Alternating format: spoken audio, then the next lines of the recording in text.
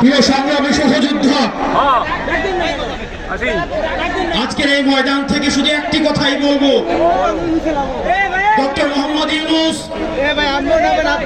আপনি এই আহত এবং শহীদদের রক্তের উপরে দাঁড়িয়ে আমরা আপনাকে ক্ষমতায় বসিয়েছি।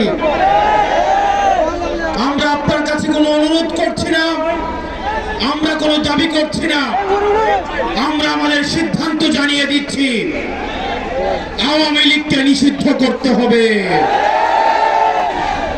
যদি কিন্তু কোনো অথবা নেই, আওয়ামী লীগকে অনতিবিলম্বে নিষিদ্ধ করতে হবে।